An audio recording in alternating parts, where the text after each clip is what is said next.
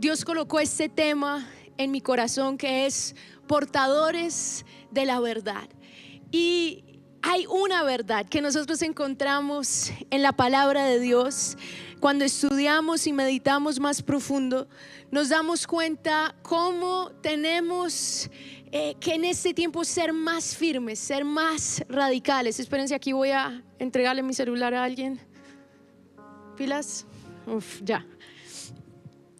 Y no me quiero demorar, simplemente quiero complementar un poquito por qué debemos en este tiempo ser vocales. Debemos tener una posición firme. Yo te quiero decir, tú que me estás viendo, tú tienes una voz, tú tienes una postura. Y a veces nos encontramos en situaciones similares a la que encontramos en el libro de Daniel, en el capítulo 3, cuando Daniel y sus amigos son forzados a tomar una decisión, si se postraban ante una mentira o si se paraban ante una verdad. Yo en esta semana empecé a estudiar el libro de Samuel. Y me impactó muchísimo porque Samuel, yo nunca me había detallado a conocer su vida. Samuel fue un hombre que conoció la verdad, pero fue fiel a la verdad. Cuando nosotros vemos un poquito y estudiamos un poquito la vida de Samuel, lo encontramos en 1 de Samuel capítulo 3, el versículo 1. Y dice así, y el joven Samuel ministraba a Jehová en presencia de Elí, y la palabra de Jehová escaseaba en aquellos días.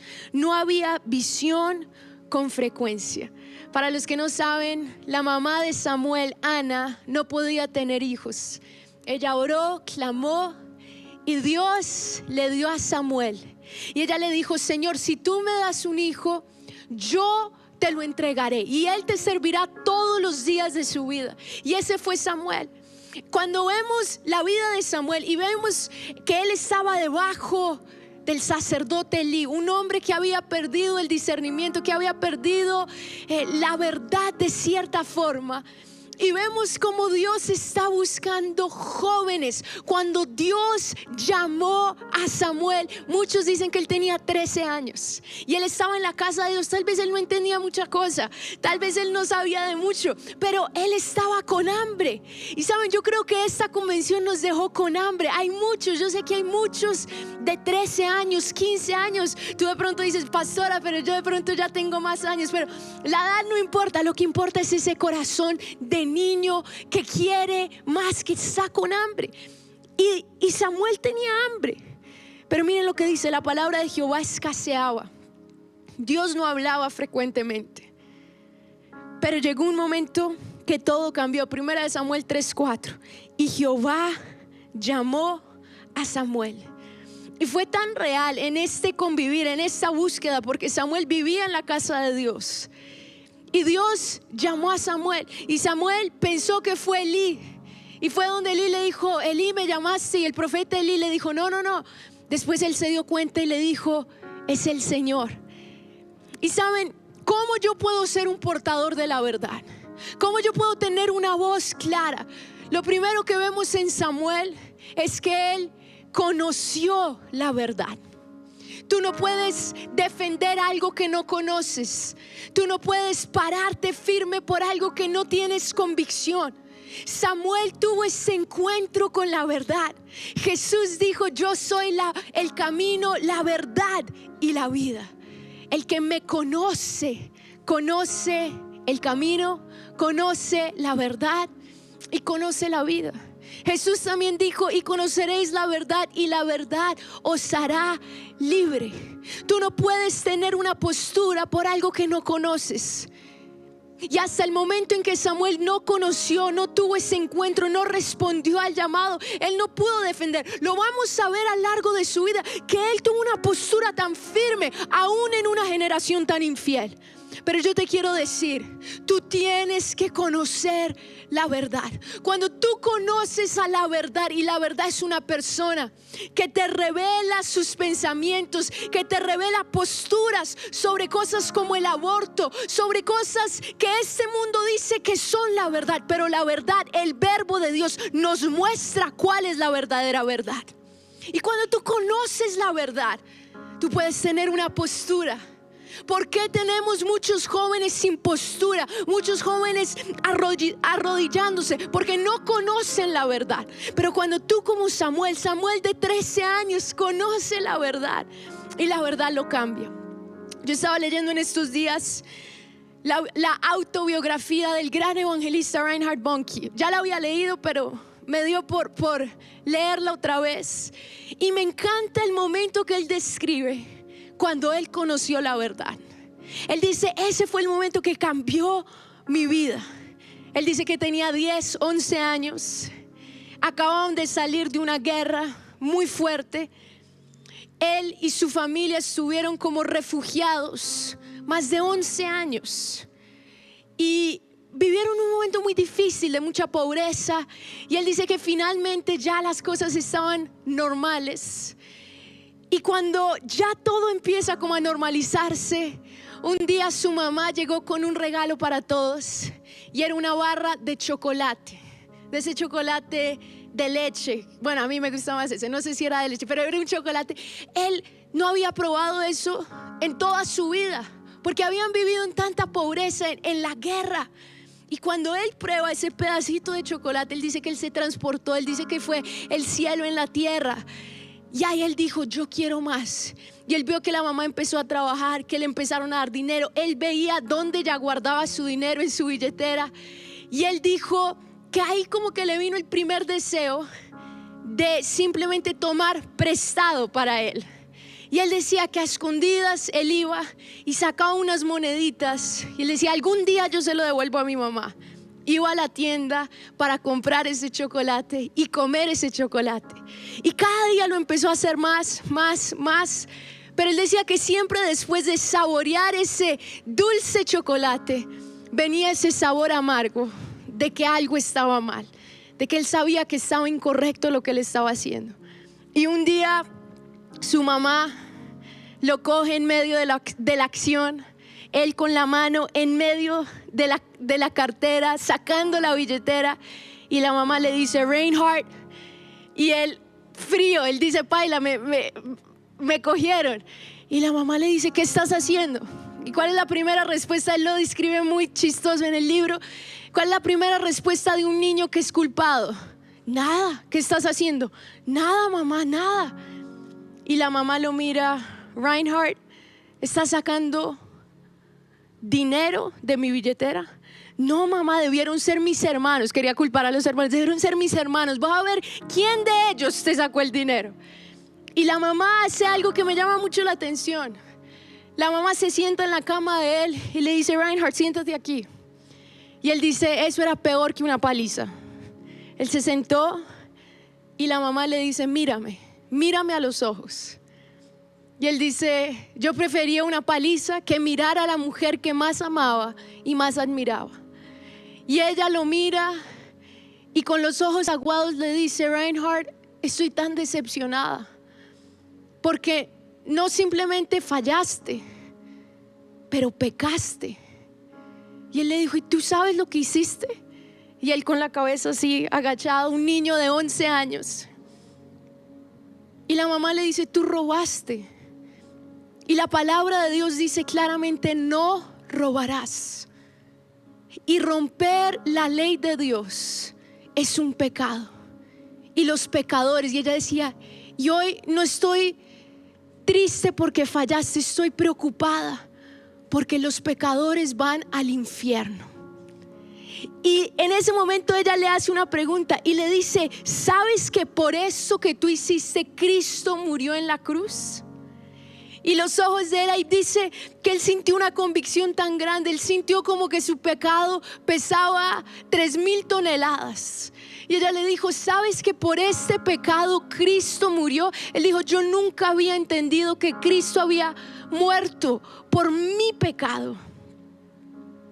Y en ese momento donde lo cogieron en plena acción robando, la mamá tan sabia toma la oportunidad y le dice, Reinhard, pero ¿te gustaría aceptar a Cristo como tu Señor y tu Salvador? Y él le dijo, sí, mamá.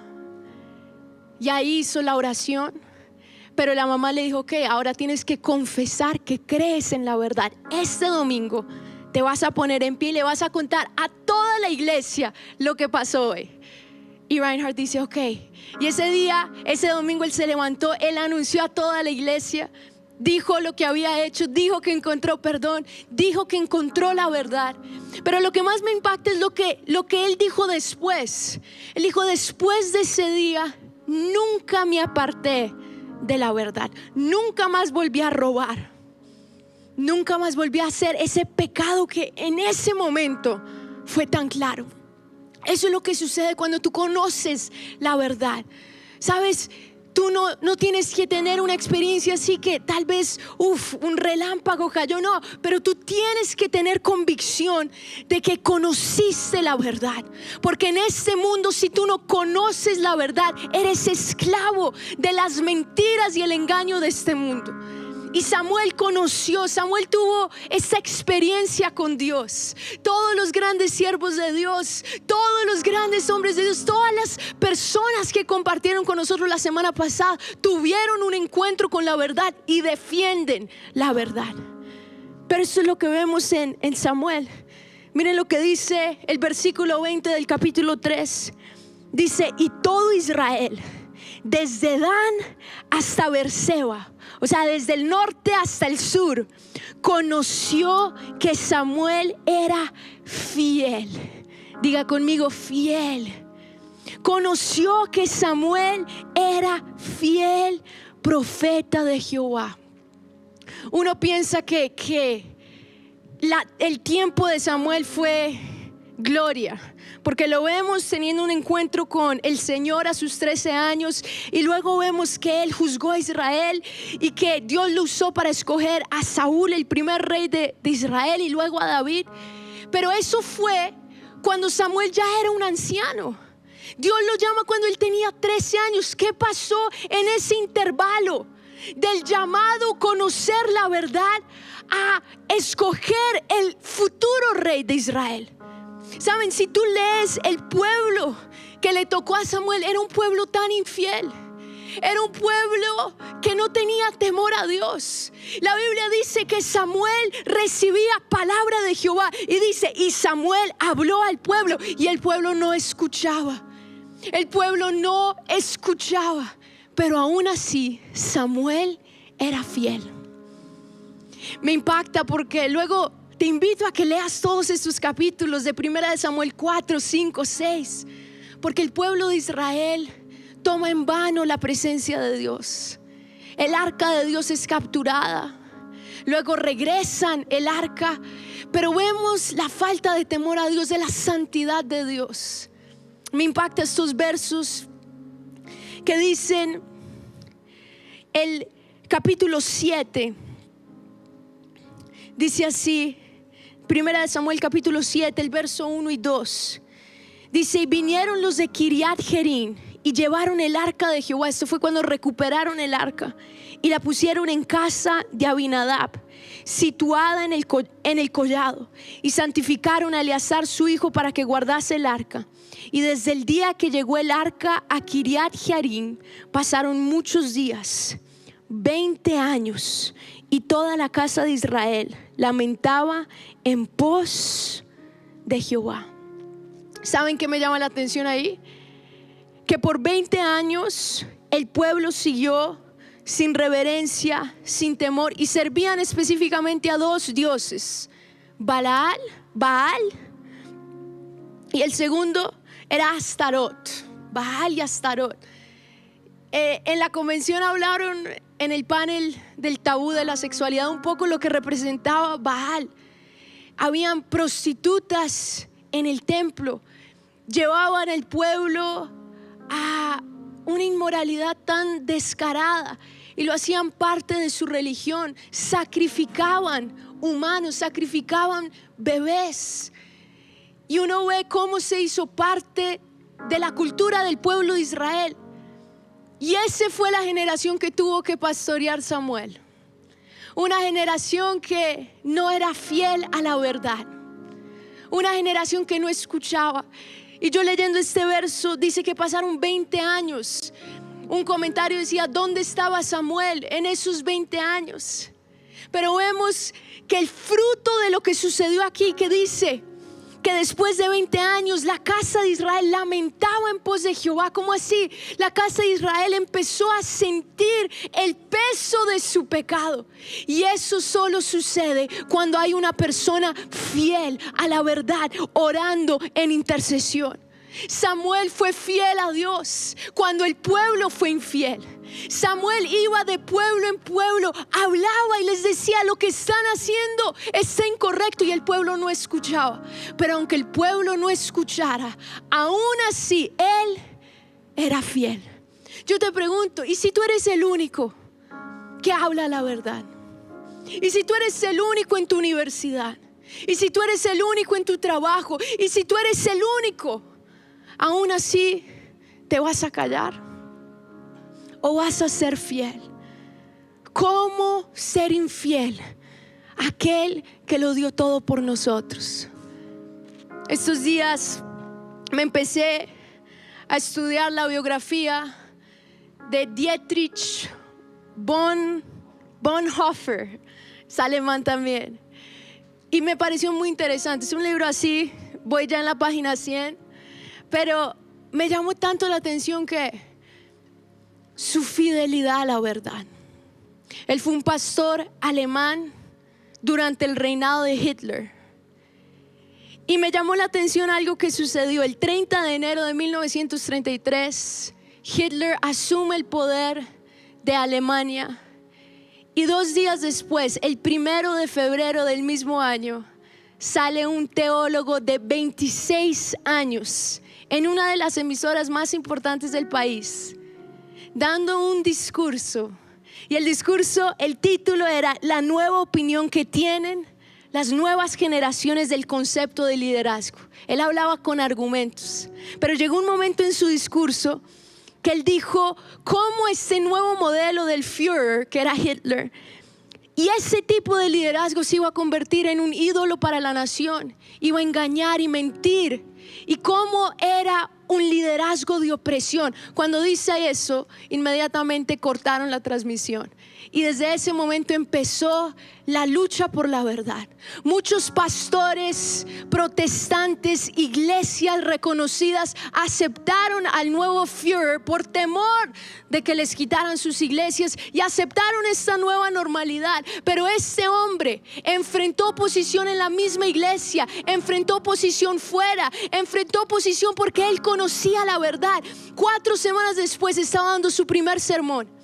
Y me impactan las palabras que él dijo, porque él se levantó y él dijo: la iglesia tiene un altar, el del Todopoderoso, ante el cual todas las criaturas han de arrodillarse.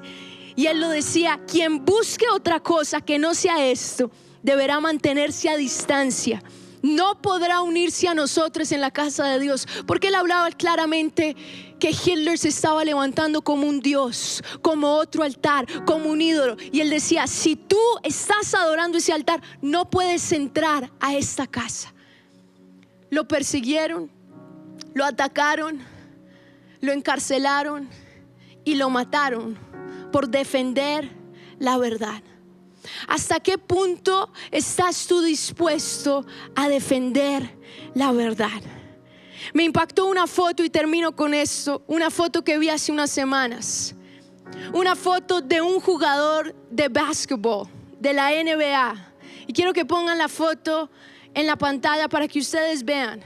Esto fue hace unas semanas. Recientemente, en los primeros partidos de los playoffs, todos los jugadores que apoyan una causa que, cuando tú empiezas a evaluar las verdades, son totalmente fuera de las verdades de la palabra de Dios.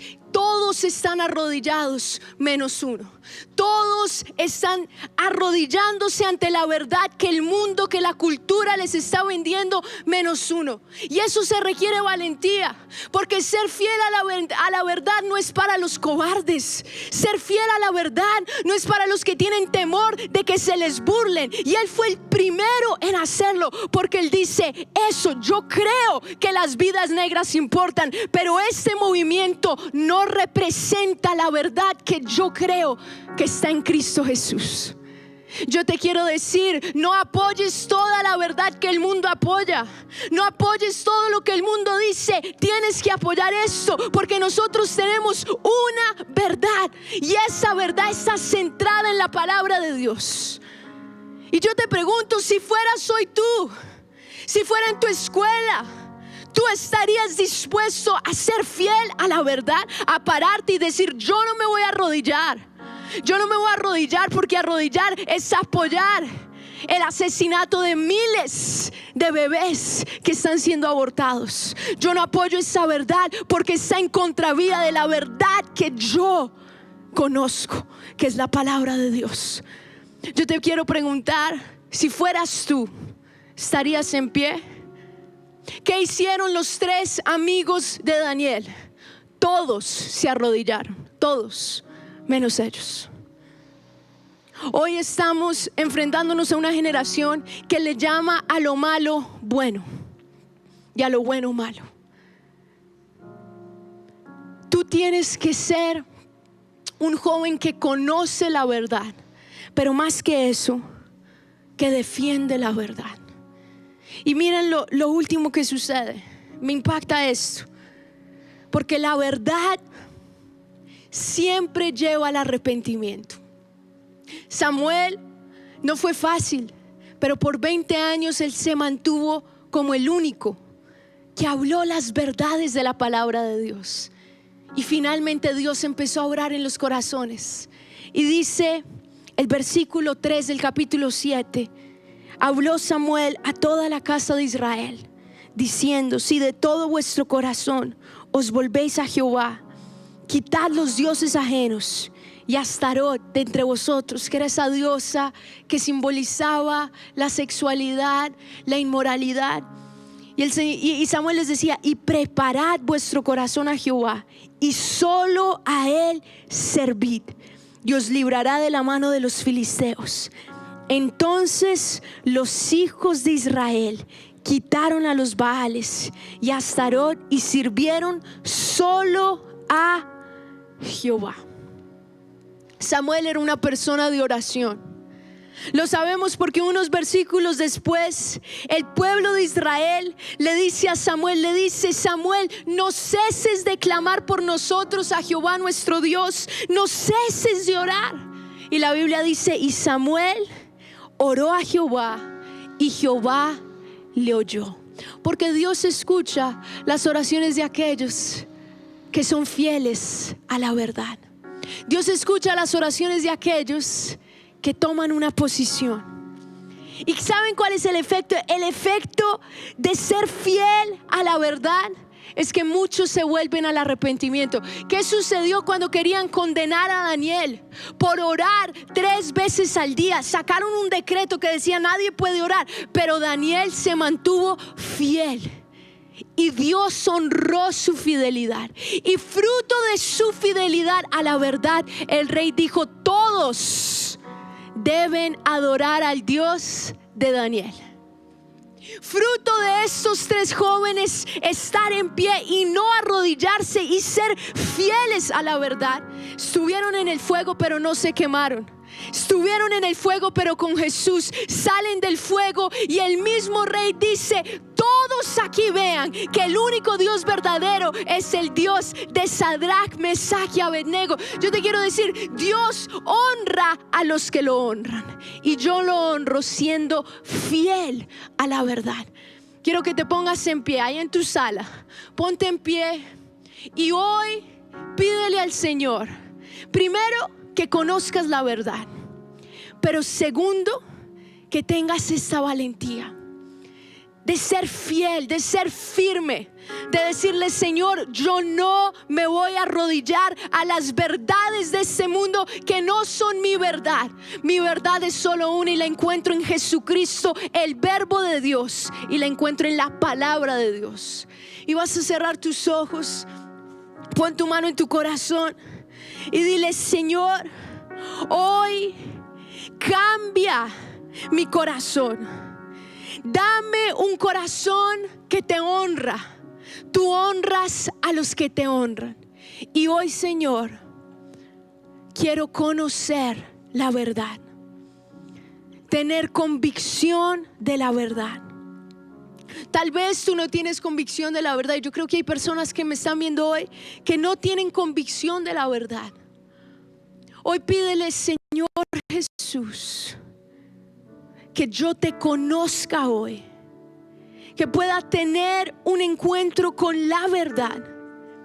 Tú eres el verbo de Dios, el verbo hecho carne. Tú eres la palabra viva. Y en tu palabra yo encuentro la verdad. En tu palabra yo encuentro lo que es correcto, lo que no es correcto. Tu palabra es mi mapa. Si en tu palabra dice que no es lo correcto, esa es mi verdad. Y yo defenderé esa verdad. No me arrodillaré. No seré infiel. No seguiré las verdades de este mundo. No seguiré lo que este mundo sigue. Y si me tengo que enfrentar, y si tengo que enfrentar luchas, y si tengo que enfrentar burlas, pues que así sea. Mas no venderé mi verdad. La palabra dice: busca la verdad y no la vendas. Busca la verdad y cuando la encuentres, guárdala como lo más precioso. Jesús, tú eres lo más precioso. Y en tu palabra tú nos revelas las verdades, los principios que guían y determinan nuestra vida. Y yo te pido, Espíritu Santo, que hoy se levante esa generación que se para firme y defiende la verdad que eres tú. La verdad que es tu palabra. Esa es mi verdad. Esa es nuestra verdad. Esa es la verdad que daremos nuestra vida por esta verdad. Seamos los únicos de pie, seamos los únicos hablando. Señor, heme aquí, Señor. Dile al Señor: heme aquí, Señor. Dile: Señor, perdóname. Perdóname si no había hablado. Perdóname si me había callado. Perdóname si había arrodillado mis convicciones, si me había arrodillado a lo que el mundo llamaba de verdad. Perdóname, Señor. Pero hoy estoy en pie. Hoy estoy de pie. Hoy estoy aquí diciendo: seré fiel. Daré testimonio. Estaré totalmente cimentado en tu palabra. Padre, levanta a cada persona hoy, a que sea ese joven, esa joven firme, fiel. Y escucha, Dios honra la fidelidad. Cuando tú eres fiel, Dios honra tu fidelidad. La fidelidad de Samuel llevó al pueblo de Israel a arrepentirse. La fidelidad de esos 3 jóvenes llevó al pueblo a conocer al verdadero Dios. La fidelidad de Daniel llevó al rey a reconocer que el único Dios verdadero es nuestro Dios. Sé fiel. No vendas tus convicciones. Sé fiel hasta el final.